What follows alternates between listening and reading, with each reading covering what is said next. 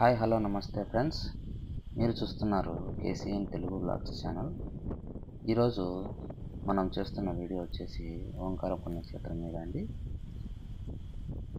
మనం ఓంకార పుణ్యక్షేత్రానికి వెళ్తూ ఉండగా దారి మధ్యలో ఈ దృశ్యం చాలా వింతగా కనపడిందండి.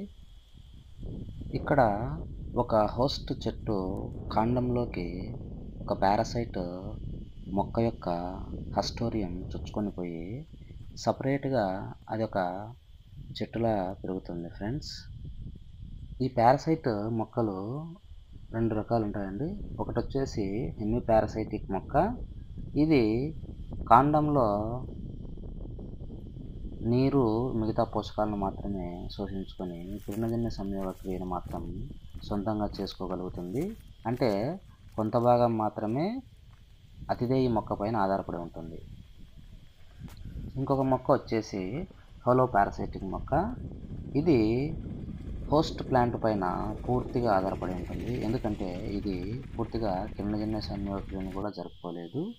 మొత్తం ఆహారాన్ని అతిదేయి మొక్క నుండి శోషించుకొని ఇది అతిదేయి మొక్కకు తీవ్రమైన నష్టాన్ని కలిగిస్తుంది. మన వ్యవసాయంలో కూడా మీరు గమనించే ఉంటారు, కొన్ని మొక్కలు మనకు ఉపయోగపడే మొక్కలపైన ఆధారపడి దాని నుంచి వచ్చే పోషకాలన్నింటినీ తీసుకొని ఈ కలుపు మొక్క పెరిగి మన పంటను నాశనం చేస్తుంది.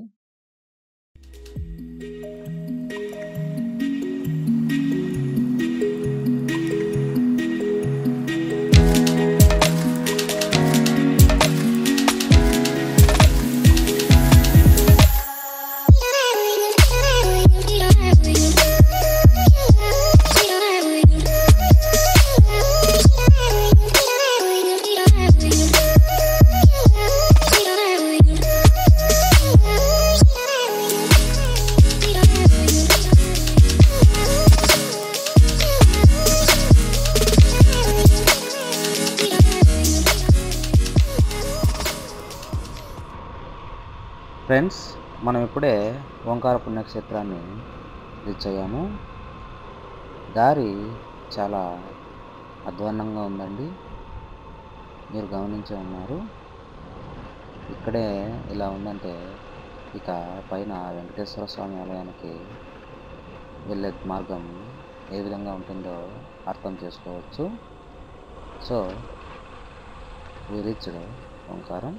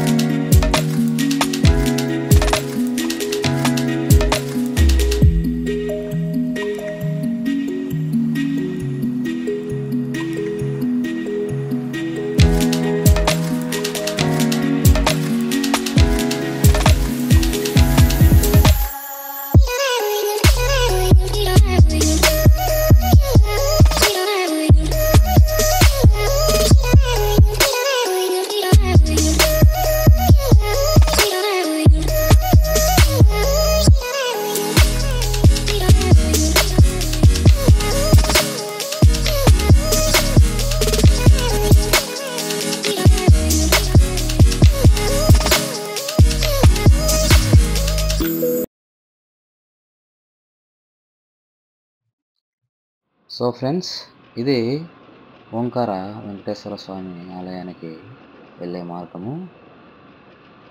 చాలా అధ్వాన్నంగా ఉంది. వర్షాకాలం చాలా ఇబ్బంది పడే అవకాశం అయితే కనబడుతుంది. ఎందుకంటే సరైన రోడ్డు రవాణా లేదు. భక్తులు కాలినడకన వచ్చేదానికి బాగానే ఉందండి, స్టెప్స్ అయితే ఉన్నాయి. ఇట్లా వెహికల్ ద్వారా రావడానికి ఈ మార్గం సరిగా లేదు. మొత్తానికి మనము ఓంకార వెంకటేశ్వర స్వామి ఆలయం రీచ్ అయ్యాము.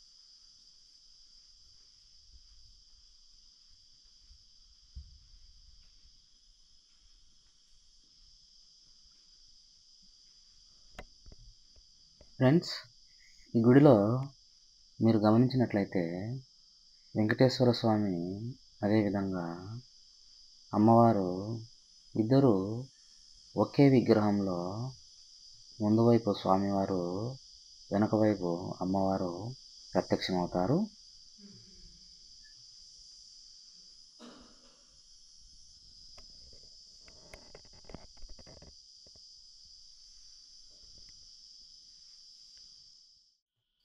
ఫ్రెండ్స్, ఓంకార వెంకటేశ్వర స్వామి ఆలయంలో మీరు గమనించినట్లయితే ఈ విధంగా తెలుగు సంవత్సరాలు 60 ఒక్కొక్క సంవత్సరము ఎవరి పేరిట అనేది చాలా అద్భుతంగా రాసి పెట్టడం అయితే జరిగింది.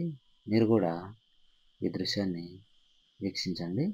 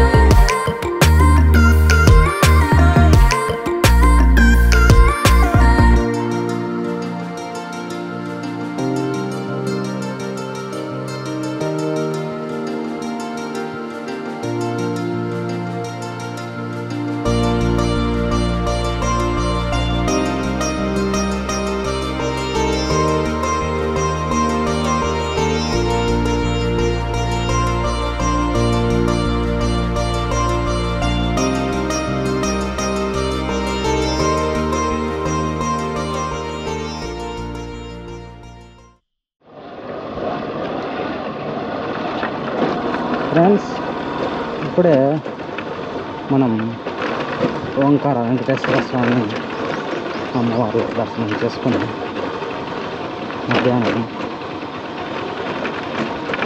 ఆహారాన్ని తీసుకొని ఇప్పుడే కిందికి అయితే బయలుదేరుతున్నాము.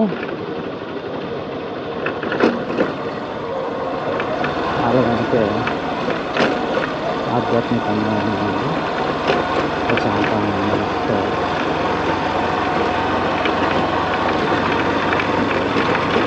కిందికి అయితే బయలుదేరుతున్నాము.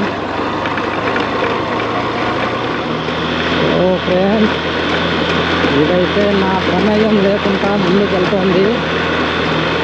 రండి, hand brake, back side break ముందు వేసినాను, ఫ్రంట్ బ్రేక్, బ్యాక్ బ్రేక్ ఏవి పని చేయట్లేదు. అలా ముందుకు స్కిడ్ అవుతూ ఉంది. సో దిగేటప్పుడు అయితే చాలా ప్రమాదకరంగా ఉందండి ఈ రోడ్డు. కొంచెం చూసుకొని జాగ్రత్తగా వెళ్ళండి.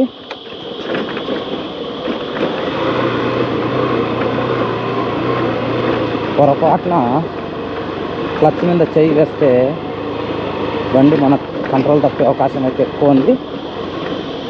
So be careful.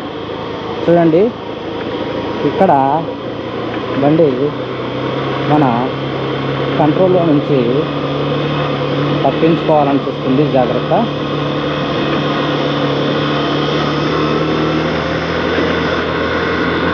మరి ఏ విధంగా అరుస్తుందో, మొరాయిస్తుంది బండి.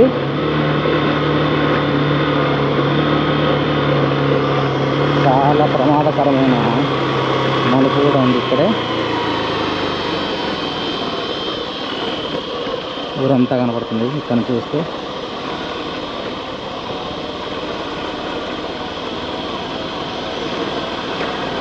ఇది ఇంకా ప్రమాదకరం అండో, జాగ్రత్త, బీ కేర్ఫుల్.